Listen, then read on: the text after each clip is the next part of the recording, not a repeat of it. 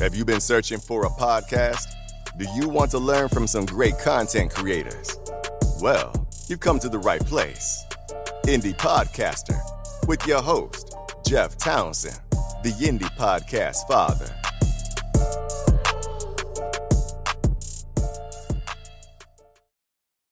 Hello, everybody. Welcome to Indie Podcaster. My name is Fuzz Martin, and my friend, Jeff Townsend, asked me to fill in for him on this episode. Thank you for tuning in. Who am I? I am a partner and chief strategy officer at an ad agency called Epic Creative.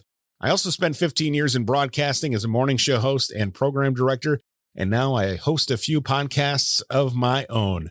This week on Indie Podcaster, you're going to hear some content that was previously released on Jeff, Greg, and Tanner's podcast Garage.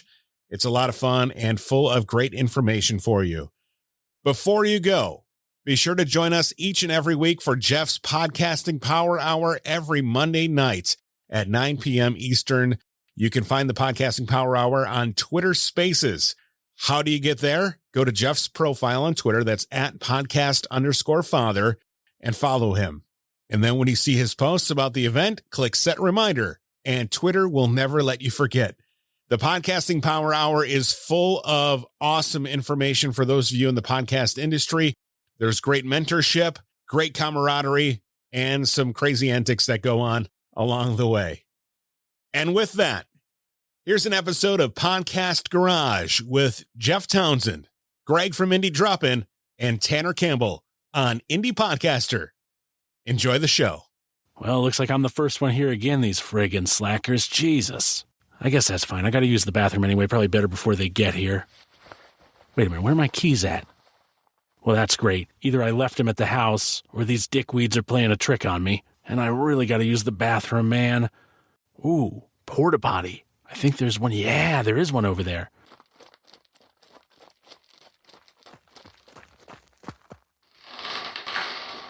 Oh my God, that is terrible. I am gonna fucking kill these guys when they get here. Ooh, that is ripe. All right, let's just get it over with. Oh, hey, Jeff. I half expected to see Tanner waiting outside for us. Do you think he knows we took his keys? Yeah, I think that's why he made that How to Fire Your Co-Host video. I don't think he's very happy with us.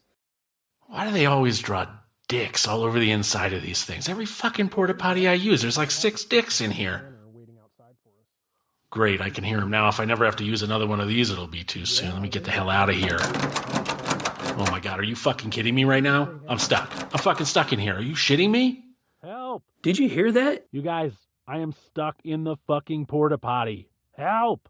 I think it's coming from over there across the street. I think Tanner might be stuck in that freaking porta potty. Help! Come on, let's go see if we can get him out of there.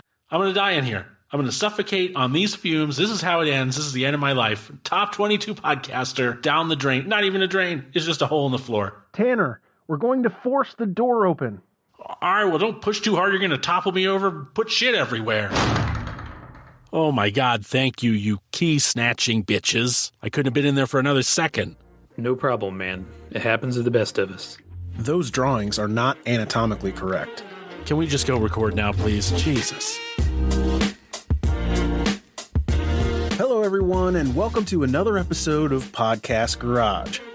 I'm your favorite co-host, Greg, along with next favorite co-host, Tanner Campbell. And bringing up the rear, least favorite co-host, Jeff Townsend, a.k.a. Podcast Father. As always, Podcast Garage is sponsored by Indie Drop-In. If you're looking to grow your show, head on over to indiedropin.com/creators. You can also subscribe to the Podcast Garage newsletter, which really just signs you up to Tanner's, Jeff's, and my newsletter. Aren't we clever? But for the first time ever, I'm excited to say this episode is pretty shitty. If crap content interests you, go ahead and hit that follow button on whatever podcast app you're listening to. Today, Pete brings his podcast Get Flushed by the Garage. Pete is driving his podcast in new and exciting places, and he wants to make sure that it won't crap out. Of course, like any good mechanics, we attempt to fix many things that aren't even broken. Pete is so lucky he found us. All right, without further ado, let's get wrenching. All right. It is time to get going here. We've got the team back together. And by the team, I mean myself, Jeff Townsend, Tanner Campbell, and Greg. Let's go ahead and see what Tanner's up to in Colorado. Tanner, man, are you still shoveling snow out there? Yeah, we actually did just get about 4 or so inches overnight.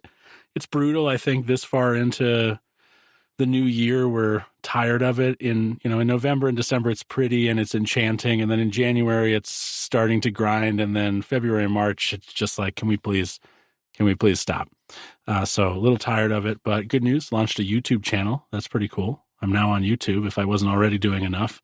So I've been a busy little bee shoveling and making YouTube videos. How about you, Jeff? I'm doing well here in old Indiana. It was 70 degrees 2 days ago. Now it's back in the 30s. So it's just teasing me, man. Just teasing me. I can't take it. Greg, how's it going in your land? Old Greg land. Yeah, going great. Continually fighting the stats for indie drop-in, right? When weird stuff happens in the world, attention shifts and, it makes me anxious. So I dump a bunch of money into ads to level out. And then when everything comes back, it'll be like, you have 100,000 more listeners. And that's what I'm hoping for anyway. It's probably a fantasy, but that's what I've been busy with. I love that Greg's go-to treatment for his anxiety is to spend money. That's a lot of people's go-to treatment. You're like Peg from Married with Children. Yeah, you got to treat yourself, Tanner. So, Greg, I will say one thing. There's something scary has happened to me. Ever since I've started calling you old Greg, I've had like gray hair start to come in on my beard here. So I got to be careful. You should be careful. That's that old Greg karma. Yeah. Let's cut old Greg off here and get to our guest here. We have Pete from the Get Flushed podcast. We're excited to talk to you, man. We'll give you a second to talk about yourself and your podcast. I think we've all listened to it and we all really enjoy it. So welcome, man. Good day, and thank you for having me on the show. I'm really pleased to be with you today. I'd say I'm feeling a bit underdressed because I'm the only one without a beard. And in my defense, I had a shave at the start of January. I'd run all through 2021 with a beard, and I'm clean shaven today, so I'll apologize for that. You look good, though. Yeah, you wouldn't need that hoodie if you had a beard because you wouldn't be so chilly. It's true. I've been working outside. We moved into a new house and I'm trying to build a shed, which I'm hoping I might turn into a podcast studio. So that's what I've been doing today. Well, hey, now listen, if you're doing that, you and I might have to talk offline about how to do that well. If you need a few tips. I've built more than 3 studios in my time. Well, I'm up for any hints and tips. I suppose I'm pretty serious about podcasting now. I've been going for 2 years, 75 plus episodes. So I think I'm in it now and I'll carry on going. It's definitely time to quit whatever your day job is and just get it done. Now's the time. Everything. This has been my day job. So the show started 2 years ago during the first COVID lockdown. And then the last 15 months, we've actually been touring around New Zealand, me, my wife and daughter in our caravan. And the only work I've done is the Get Flushed podcast.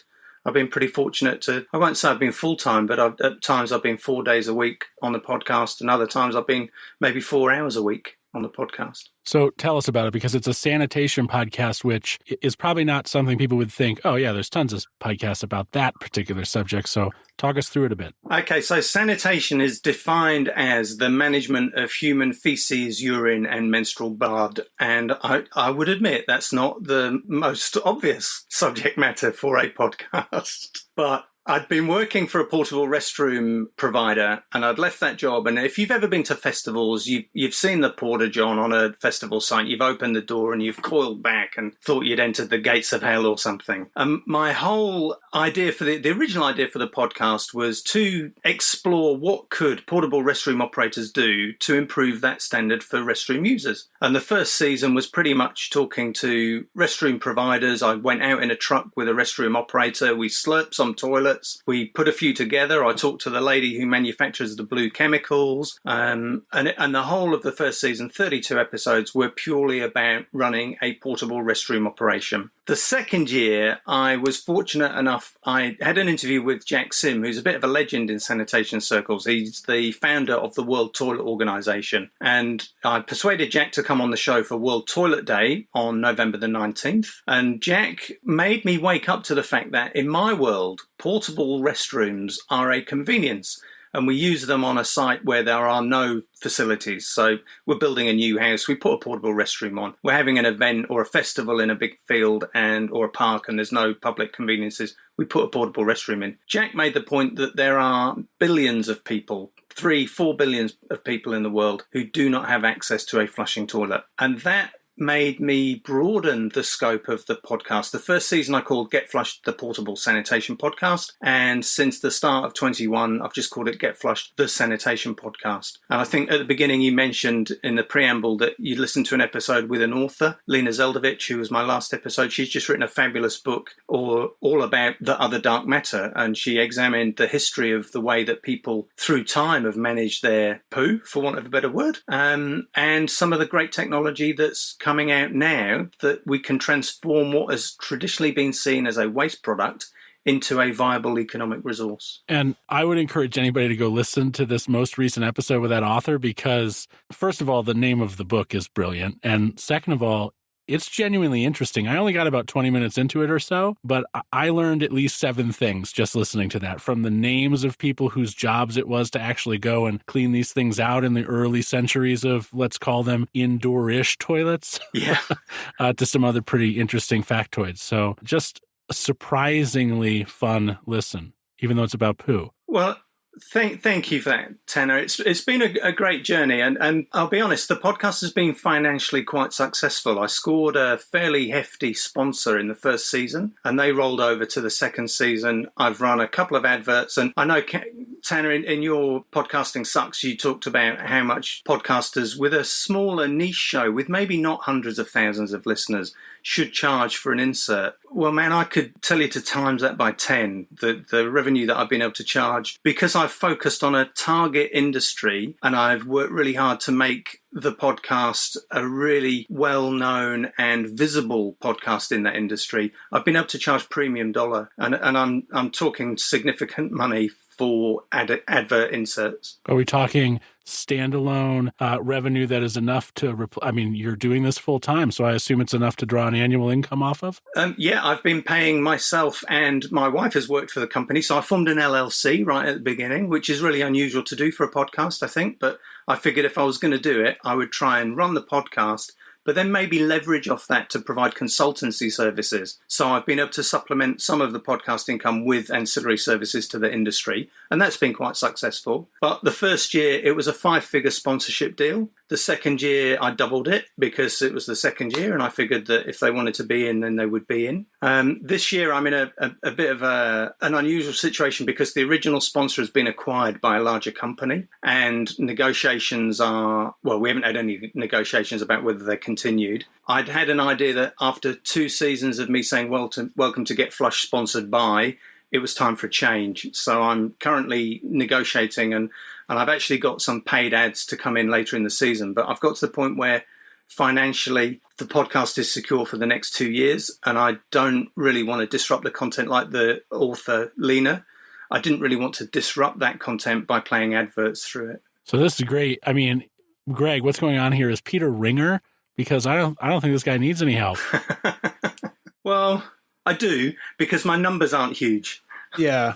So Jeff and I were texting earlier about this, like, hey, this podcast, it sounds really good. Like, did you have any suggestions for Pete?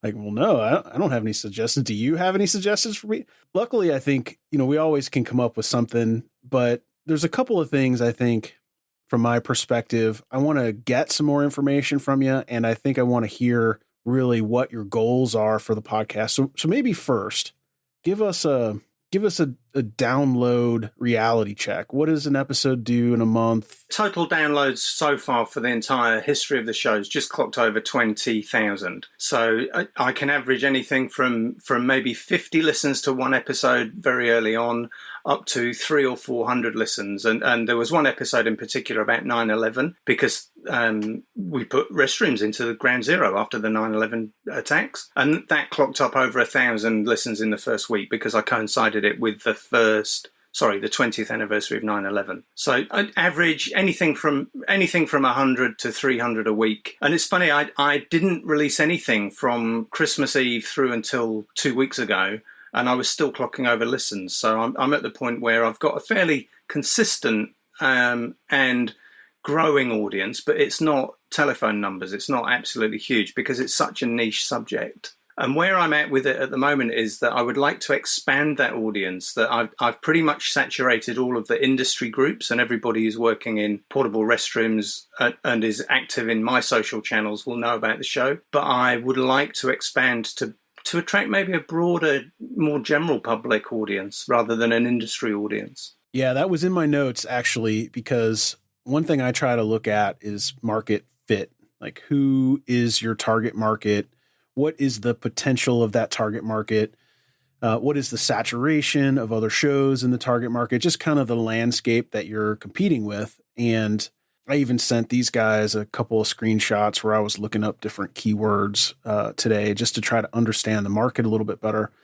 And you absolutely have some niche creep, which I'm trying to figure out if it's good or bad. It sounds intentional, which is good, but is it going the right place? I think we're going to figure that out. Well, and that's a great point, because that's one I've been wrestling with. That the reality was, did I keep talking about portable toilets and keep it super niche and keep it profitable, because the companies that are operating in that space want to be part of Get Flushed. And it makes sense to carry on doing that. But at the same time, this social conscience was going on in the back of my head that this sanitation issue is a really big global issue. And if there was an opportunity to really explode the podcast numbers, then that, for me, felt like the topic to explore, because everybody has to go to the bathroom, you know? Is that the right decision? I don't know. That's why I'm here today, I suppose. Yeah. So, maybe I'll pass it off to Jeff here in just a second. But the one kind of question I want to just put up in the air is, are there sanitation fanatics? And what are they fanatical about, right? What will those fanatics buy, and what are those fanatics looking for? That I don't know if that exists in the way that it seems like where you're headed. I don't know, though. There are poo people. There are people who are fascinated by it. Geez, Greg, what have you been living under a rock? Have you not heard of Poo-a-Palooza, Poo Fest, PooCon 2023? Come on. Oh, see, this is why there's three of us. Yeah. The last 3 or 4 months, there's been let's call it an explosion. That's the wrong word, but there's been an explosion. You don't ever want to hear explosion in the same word as porta potty. There's been an explosion in toilet-based podcasts. There are 3 or 4 that have come on the horizon. 1 or 2 of them are scientific. There's an agricultural learning or research institute has started its own podcast, and sanitation has been part of their topic. There's a comedy one, and then there are a couple of others where people have just started to talk about toilets. I've tried to keep mine very business focused. I mean, I won an award at the New Zealand Podcast Award for Business Podcast. And I've deliberately tried to keep it with a very business focus. And I'm conscious that if I expand and continue the expansion into the wider sanitation debate, I'm perhaps in danger of losing that focus a little bit. And I'm conscious of that. And I don't know the right answer, because I've never been on this journey before. I'm not making it up as I go along, but I'm certainly just forging it ahead in the way that felt right for me. I don't know that it is right, if I'm honest, gents. When I listened to several of the episodes, it seems like you've kind of already, and you've already said it, you shifted going into this second half of what you're doing here. And you've brought in a lot of people and a lot of specialists that seem to be and understand how important this is, the sanitation, all that, as far as the impact it can have on the world, right? The environment. So like, it seems like you've kind of already shifted, man. So when I'm listening to these episodes, and what I was thinking about from a marketing standpoint and building an audience, people are very passionate about the environment. So how do you tap into that as it relates to what you're doing? Because you've already started creating content in regards to that. So I think for me, it's how do we find those people? Because you've already shifted in that direction. Yeah, that's true. And I've got a couple of episodes I've pre-recorded which take me right back to the nuts and bolts of running a portable restroom business. And I'm holding my breath about whether or not I'm actually going to be able to play those, because I've made this shift and I've deliberately moved the podcast focus along, and it possibly could be a really retrograde step. But at the same time, I'd be going back to the original route. So I'm wrestling with that. And I don't know, maybe I needed to split it off and have two podcasts under the same umbrella. Well, now hold on just a second. The original version of this podcast is about the nuts and bolts of running a portable restroom business, right? I've got that right? Yeah. Yep. Do you think that there's the potential to use the podcast in its newer form to funnel people towards some sort of training or course, teaching people how to do that, the ins and outs of that? Could those two things come together in that way? Yes, and actually that's a very good suggestion. I started to do that. One of the very first episodes, I had a guy phone me and said, "Hey, I've just bought a restroom company. I've started from scratch, and I've learned so much from your podcast. It's been an absolute boom." And my vision was always that I would accompany the podcast maybe with a playbook or a how-to manual that helped people who were intent on entering that portable sanitation space. But I'm back to the point I raised earlier, that I've actually moved on and progressed the show beyond that now, and I don't know whether I can keep bouncing back between the two. That's my fear, right? That is 100% the fear. When I was listening to it, because I like to go back, I go way back and try to listen to like how far people have come, Early just episodes. to see if yeah, because some people are just experts right off the bat. Maybe it's their 10th podcast, right, that they've made, while other people's, start off slow and get better. And really what I noticed about yours is this, I mean, it seemed like a complete shift in your target audience. And I was trying to think about, if I were you and I was a professional in the space and I wanted to do a couple, like I look at it like this. I want to establish myself as an expert in the field so that people look to me for guidance, in which case I can sell them something they probably need. That's how I look at it. Like they come to the trusted source as an influencer in your case, in the portable toilet business. You're, for lack of a better term, you're an influencer in that space, right? Which is what gives you the power to charge 10 times the average CPM. Right. So the question I have is can you become an influencer in this new space to the same extent as you were in the old space? Is it close enough adjacency?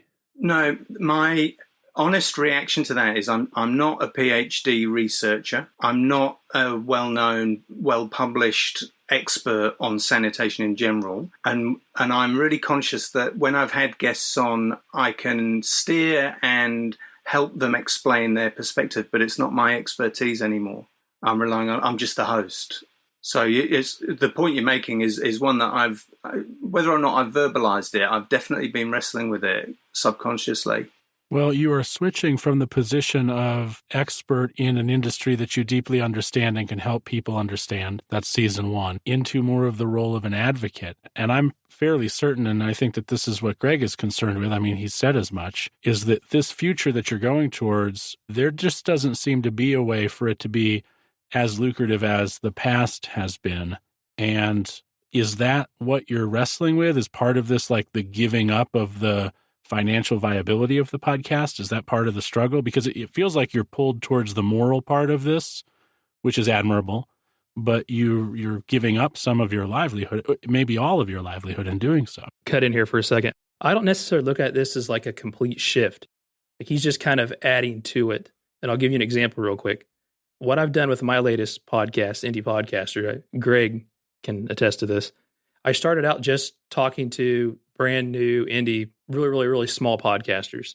As I got into it more, I started shifting it based on what I could tell my audience liked. I would experiment with it, whatever. And also including some people that work in the industry, maybe some people that are more established.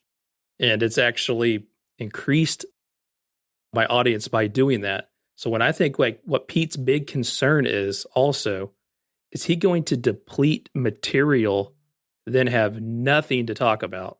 I mean, that's what he said in the beginning, like how much can you get out of what he's doing? So from a creative standpoint, do you try to add additional to that? Then by doing that, can it be done right where you've already built the fan base? It's not massive by any means, but it's very, very, very valuable. And can you take them along with you and try to do additional things? How far are you into this? Because I don't remember off the top of my head, this shift, Pete. And have you seen a decline in listenership or anything since you've started including a lot of these interviews with? So I dropped the word portable maybe after 45 episodes, 40 episodes. So I did 32 in the first season. And then it was very early on in the second season. I did another 40 episodes last year, 2021. And it was maybe after 5 or 6 that I dropped the word portable and started to just call it sanitation.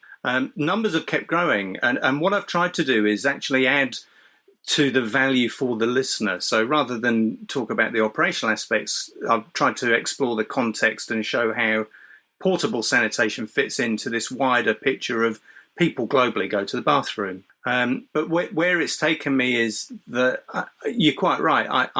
I feel that maybe I'm moving away from my expertise, which is, I'm a really hands-on portable restroom operator, and I can help people improve the way they deploy to events and their bottom line, their revenue. And by having the wider sanitation debate that, I don't know that there's anyone else operating a podcast to this depth in this space, that either there's certainly not in the portable restroom market, but in the sanitation one, there's not really a consistent podcast.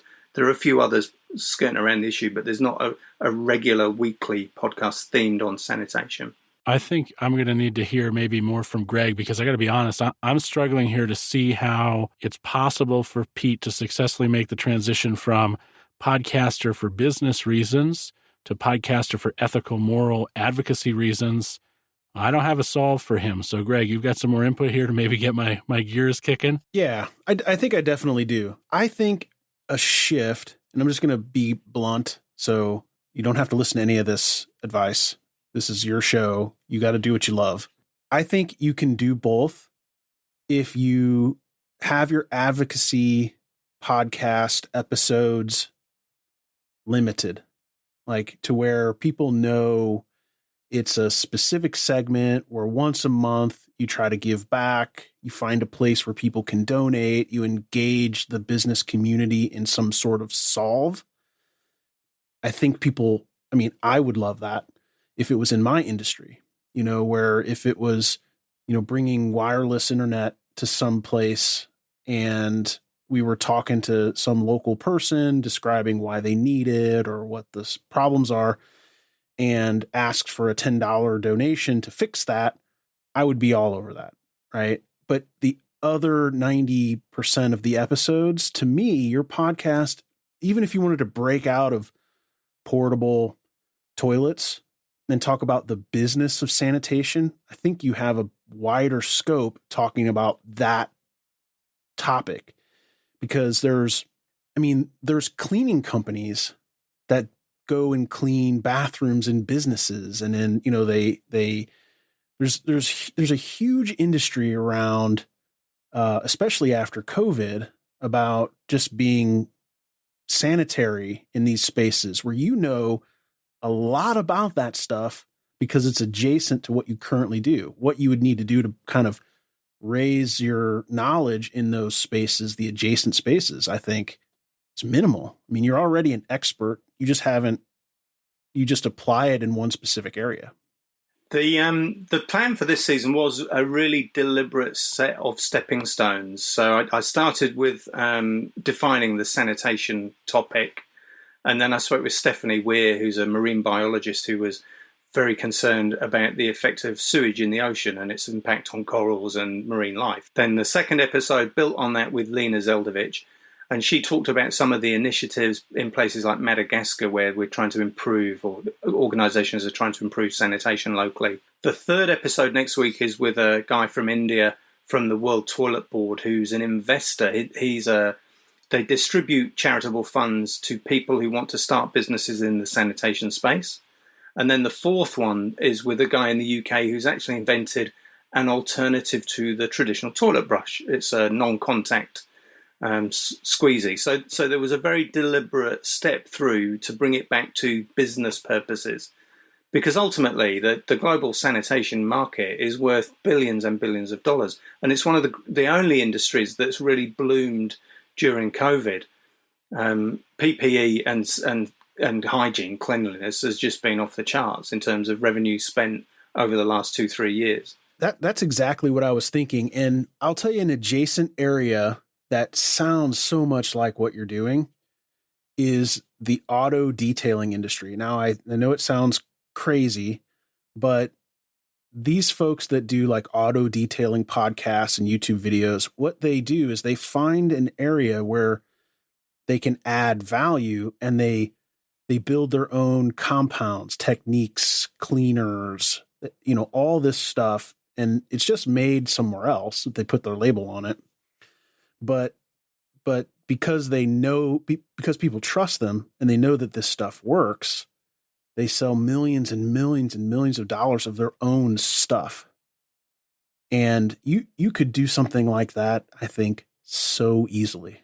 That would be a logical expansion of the show, because it fits. It really does fit. And then if you get someone to come on to talk about how the sanitation is killing coral and things like that, you could say, well, we can't stop this country from non-treated sewage, but what we can do is we could use a product like what I've created here, which helps break down the blah, blah, blah, blah, blah, blah, blah, to make it safer to go into the ocean.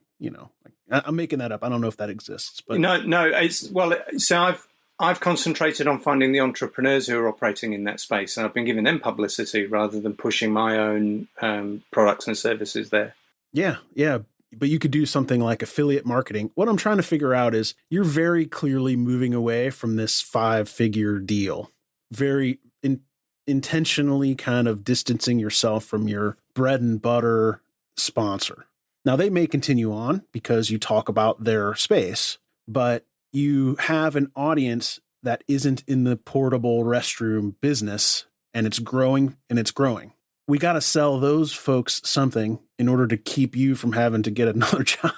Yeah, that's the hub of the crux of the issue that I'm wrestling with, that by moving away from the portable restroom, then I perhaps am in danger of not securing another viable sponsor in the way that I've done for the last 2 years. I think if you're going to continue in this advocacy direction, which I feel like that's where your heart's at, you really want to do that. You felt moved by what you learned in that conversation, and it seems like you feel an ethical responsibility to do something. And like I said before, that's admirable. I think if you're going to keep that as a feature in the existing podcast, I think it's got to be, I don't think it can be every episode. I don't think that you want to create a podcast where you're shifting the expert from you, which is what's benefited you up till now, to the other person you're talking to, because it just hugely devalues you on the front of where your roots are. Have you thought about starting a separate podcast for this?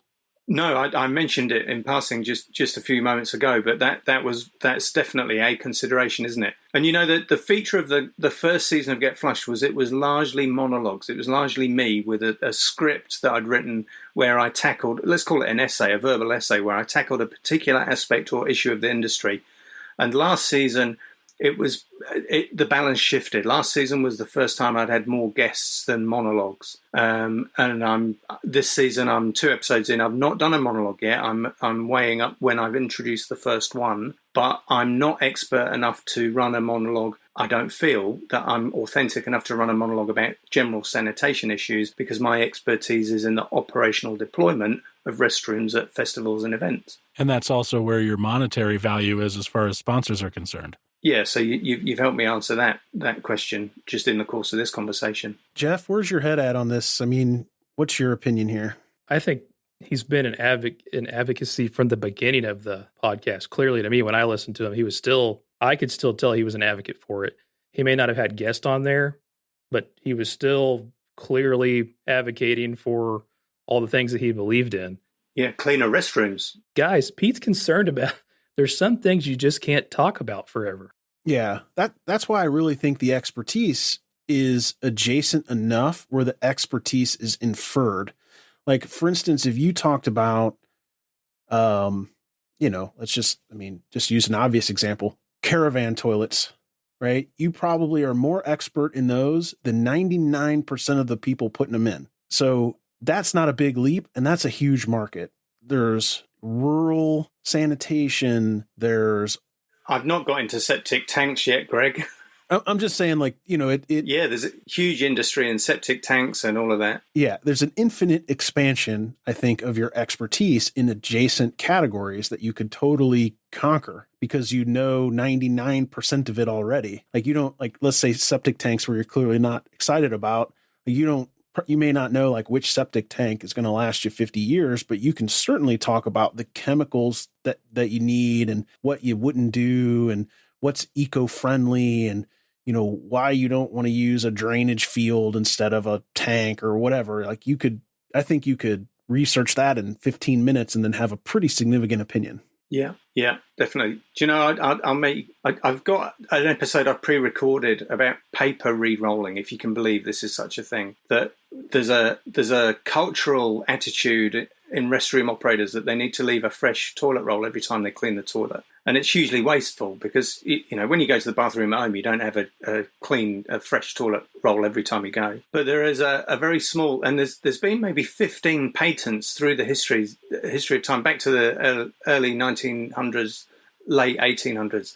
There's been a number of patents registered for machines that re-roll toilet paper. And I recorded a 50-minute episode about re-rolling toilet paper, which is really close to the original heart of what Get Flush was in season 1. And I'm wrestling about how and when I unload that episode this season because it doesn't fit with what I've talked about in the first 4 episodes. So that example you just gave about wastefulness of toilet paper, that's an episode that would have made sense in season 1, right? I'm construing that correctly? Yeah. Season 1, that would have been perfect. And now season 2, since you've got more of an advocacy bent, maybe it doesn't fit as much. But I think and this is not at all a dig against the way you produce the podcast currently. I thought it was put together very well. I don't have any problems with your production. I have no input on that front. But if you could produce the show in a way that was at its base about the operational level, and then when you come to things in explaining the operational parts of running this kind of business,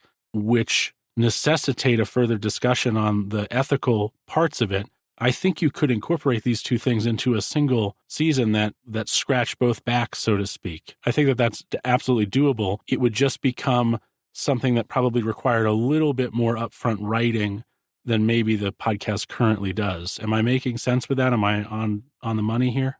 Yeah, I am. I do very little writing for guest interviews. I let them tell their story and then I just top and tail it. But when it's a monologue, then I'll maybe spend up to 2 weeks just researching and pulling in all the facts so that I'm not sharing false information or I'm completely inaccurate. I've got a degree of responsibility to actually get things right when I share business input. And I think that's definitely what made the show in the first season. So again, in those business conversations, when you mention something that has an ethical aspect to it, why not have a 15-minute interview cut into an episode about operations that adds color to that ethical thing that's coming up naturally in the operational discussion?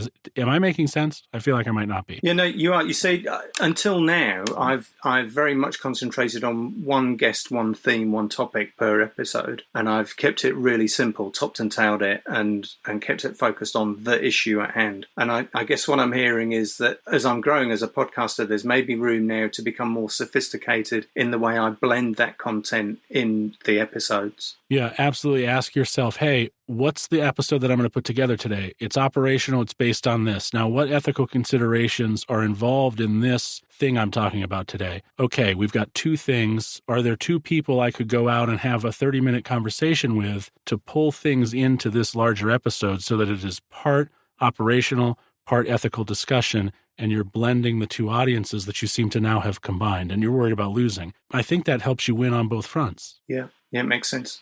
Greg, Jeff? When I talked about my podcast, that's one thing I guess I should bring up. When I kind of went through the latest growth spurt, when I talked about these changes that I made, I didn't leave completely what I was doing before behind either. I did find a middle place. I was able to double my audience, still stuck to the things I was doing in the beginning. Then I found things that would be more valuable to the audience in addition to, but never completely or even close to abandoning originally what I was doing. The difference, Jeff, with your show is that your target audience remained the same. You were just able to pull more of them in because you had bigger guests and you talked more about kind of the how and not always just the why. So your expansion was really for the benefit of your current audience. This is really two different audiences, in my opinion. Do you have competition for your sponsorship slots? Are there other companies out there that are trying to compete with this current sponsor to get your attention?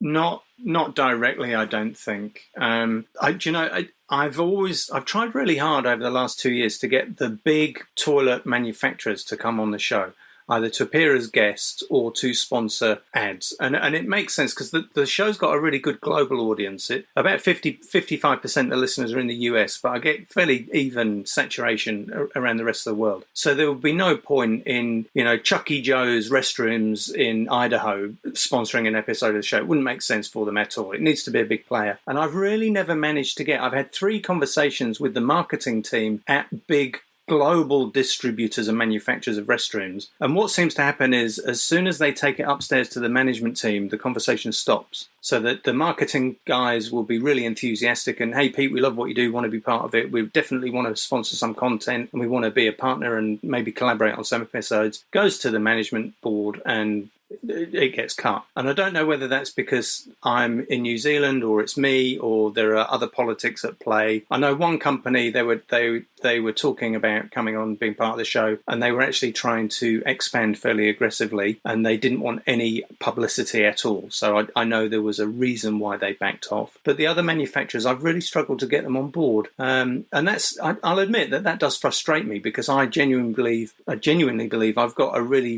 valid and viable forum and it would really benefit them from being part of it, but I've not been able to persuade them to do that. Yeah, I just wonder if maybe the niche audience also niches your sponsor opportunities to an extent where you've done all you can do in this space, right? Like I know there's probably tens of thousands or more listeners you could probably get. But being as well connected and well known in the industry, I would hope that you'd have line of sight on sponsors that you could get if your show was maybe larger or you know what I'm saying? Like, yeah, no, I've got some lined up. I've got a series of paid adverts lined up for later this show. I've just not unloaded them yet because I didn't want to dilute the content that I've got. So it's not that I've gone from a really lucrative deal to nothing. I've changed the format, and I explained in the show this week, I was conscious that I'd said the same words for 70-odd episodes. Welcome to Get Flush, sponsored by. And from a listener's perspective, I just wanted to give the listener a different flavour for a few episodes to not have the intrusion of the paid ad insert. Whether or not I can attract another big name sponsor, I really don't know. I think I'm in a stronger position now than I was when I started because I've got 70-odd episodes of back catalogue. I've won an award. It's been featured in some of the major channels on the BBC and the Guardian newspaper. But it's whether or not I can find the right client who fits the podcast and wants to be part of that journey, I suppose. And I was incredibly lucky the first season I did. I found a company that wanted to expand in the same way, and they were innovative and I was innovative, and it fit together really well. So I'm going to just kind of mostly end. I know we're probably getting close to the end, but I want to my official recommendation is that it should be called Get Flushed, the Business of Sanitation, and you should focus 99% of your efforts on the folks that work in the industry and how best to support them. I think that's my official recommendation here. An advocacy podcast, I think, is great because those people also need to be up-leveled in their industry, but only in, I would say, small increments. Like when you have something like Tanner was saying, like some way to really hit it home to what they're doing in their life. I think the thing that you guys are missing is this business is going toward this advocacy. That's what we're missing. I don't think it is. Is it, Pete? Are we missing that? Yeah, I don't agree with that. Yeah, I think the whole sanitation industry has got no choice but to become more ethical and more ecological and more environmentally friendly in the way it works. And it hasn't always been. It's been a really heavy user of nasty chemicals. Formaldehyde has been the basis of this industry for a long time. But the world's changed, and we've seen a move away from those heavy chemical preparations, and even dumping sewage is a major issue at the moment. It's becoming increasingly difficult to unload your septic waste, whether it's from your home or from a business. It's become a real contentious area. So the advocacy part fits really well for me. It's whether or not I focus on the industry or whether I get into this wider sanitation about the exploration of people who don't have access to a toilet, which wasn't my initial concern. But does the industry want to listen to a podcast about the moral shortcomings or the moral discussions surrounding the industry? Is that what people want to show up for? No, and I certainly don't want to preach, Tanner. I don't want to preach, but what I do want to explore is, are there ways that operators can minimize their ecological impact without burning through dollars? That's exactly what I'm trying to say. Advocacy, Jeff, I concede your point because I now understand what you're saying. When the two intersect, when you can bring it home to the person who's doing the job, right, where they might make a different choice because of your advocacy message, I think that's extremely powerful. I think we should all be doing that. If we can help people make better choices with anything, we should use our expertise for that positive purpose. What I worry about is what I'm trying to, I guess, in my kind of official recommendation is don't lose your expertise in your podcast. It's your podcast. It's your expertise. Use your superpower that you created in season 1 to a point where a company believes in you so much that they're paying tens of thousands of dollars for your very attentive audience, right? I think you use that superpower and you expand it in the areas where you can add value, where you personally can add value. That's what I mean. I think my concern is, and Pete, I think our podcast, mine and yours, are very similar in this regard, or at least season 1 of yours and mine are very similar in this regard. We are providing practical, actionable, experienced input on something that we deeply, deeply understand. And that is a different role than the role of, I would almost compare this difference. Do you know who Evo Terra is? He's podcasting's philosopher. Have you heard of that guy? No. So he talks more about, he philosophizes on the market of podcasting as opposed to giving actionable advice. So we're very different in that way. And he's more of what I would think of as a thought leader in the space. And I think that's almost like the jump you're making here. You're going from being practical, actionable advice giver to being thought leader in the space, mostly focused on the moral future of the space. And I agree a lot with what Greg has said here, in that if it was me, I would be very worried about abandoning that original form because it's so monetarily valuable. That sounds very selfish, of course. And I think I get that you feel that might be kind of selfish too, which is why I am suggesting, I think what Greg and Jeff kind of sussed out there was there needs to be a way to incorporate the two rather than to abandon either or commit fully to one or the other. And I think that the answer to that is kind of what I mentioned before, having that practical advice, that actionable advice, and where things come up to have moral discussions about some aspect of that practical advice, that's where you need to bring in the moral discussion because it's relevant and it respects the reason that people are showing up in the first place, because it's not replacing that entire show or making it different and losing that attractiveness to, because you told us your numbers, the amount of money that you are charging for sponsorship is amazing, and it indicates that the industry respects you hugely. And if the industry suspects that your audience demographic is changing too much, they'll still respect you, but they're definitely going to see that investment is maybe a little less solid than they did originally. And I'm a big money guy, so I'm very, and I know Craig is as well. I would be very concerned about that, but I think you can artfully navigate this change from being practical advice giver to being industry thought leader, if you can balance the two in one show. I think that's what you need to do. Yeah, that's really, really helpful. And, you as an independent podcaster, you don't get a chance to have these conversations with people very often. So I'm really grateful for that. It's good feedback and give me a lot to think about as I move forward with it. So thank you. Yeah. Jeff, what you got some closing thoughts here? I don't think it's anything like overcomplicated here. I think it's really just how you're going to structure it. Like everybody's saying, just try to make sure it's connected and relevant, right? So even if that's just the way you're structuring it for a certain amount of time, the people you're bringing on, it just needs to relate to the subject matter that's found you success. But obviously, you've been able to take that original niche and there's no proof that you've lost them. But in fact, you've added additional people onto that. Yeah. You've done something right additionally. It's important to recognize that. You do have to be careful. I just think it's all with how you're going to structure it. That'll be critical. Hey, Pete, let me ask you one question. Is there a possibility to create and sell a franchise for these businesses?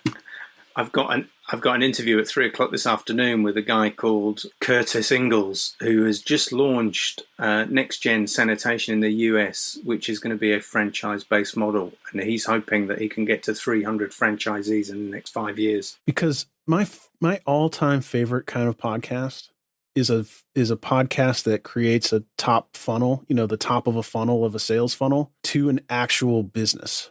I think those podcasts are so compelling where there's an underlying business like a franchising of something or less so training, but also training. But like I recently read an article about a guy who had a cigar shop that was going out of business and he started a podcast and basically does like 10 times the revenue selling cigar subscription boxes from his cigar shop. And then on Saturdays, he's got like a line around his cigar shop. And I think, you're touching on the power of that. Like I just hear the way, you're so passionate about the subject, so much about it. You could easily be like the spokesperson of a franchise or the owner of a franchising company if such a thing existed. I'll let you know how that conversation this afternoon goes. Yeah. I will say this is my favorite conversation I've ever had about shit. So, this is just amazing. And we've kept it serious. I've had some fascinating conversations with people over the last 2 years, and we're talking about a subject that you generally don't talk about at the dinner table. People don't talk about poos and wees in polite conversation. It's a business conversation, and I don't care if it's poo, widgets. It doesn't matter to me. I love thinking about how to market it, how to promote it, who to sell it to. I love it. Well, actually, I'll go ahead and say that I think this is my favorite episode of this podcast thus far because Pete is so far along. He is not like any guest we've had previously. Not take anything away from any guest we've had previously, but Pete has different problems than most podcasters struggling to move forward. So this is, we've seen Greg and I disagree with Jeff. Jeff put us in our place. Like there's been, you're not going to hear this in the edit, of course, but there have been some long silences here where we're not, where we weren't sure and we didn't know the best advice to give. And Pete's really made all three of us, I think pretty hard about what he ought to do. And all I can say, Pete, is I hope that this discussion has, even if we've given you no specific actionable answers, that at least this discussion has helped you think of things maybe you hadn't thought of before, have gotten the wheels spinning a little bit, and will ultimately be part of leading you towards whatever decision you make. Well, I've really loved it. It's been so valuable for me. And Greg, the suggestion of Get Flushed, the business of sanitation, that's such a logical evolution because I'd gone from the portable sanitation podcast to the sanitation podcast. I'll be doing that today, guarantee. I love it. I think it's still niche enough that you can, I hate to say it, that you can rake in a whole pile of money. With a muck rake, of course. It has to be with a muck rake. I don't know what kind of rake you rake poo with, but if such a thing exists, you probably should get one. Pete, man, we appreciate you bringing your podcast by the garage. And I'm actually going to let Pete take us home by telling everybody where they can check out all the great things he's doing. How's that sound? That's great. Thank you, Jeff. I've really enjoyed the conversation today, gents. This given me heaps of things to think about and move forward with. Get Flushed is available in all the usual places, but getflushed.online is the homepage. Love to see you there. Thank you so much for listening to this episode of Podcast Garage. If you made it this far in the episode, tweet out which host is your favorite with hashtag Podcast Garage. I'll cry if it's not me. You can find all Pete's info in the show notes below. And as always, you can find links to Indie Drop-In, Podcasting Sucks, and Indie Podcaster, along with all our social media information in the show notes below. Head on over to podcastgarage.com and see Jeff's new profile pic. And while you're at it, sign up to the newsletter. Thanks again, and we'll see you on the next one. Thanks for listening, and thanks for telling a friend. But more importantly, thank you for supporting independent, content creators. If you're enjoying the podcast or like the work we're doing in the indie podcaster community, I ask you to tell just one fellow content creator that hasn't heard of this podcast or the work we're doing and share it with them. But more importantly, I hope you continue with me on this journey as the indie podcaster. Keep being you. Keep being great.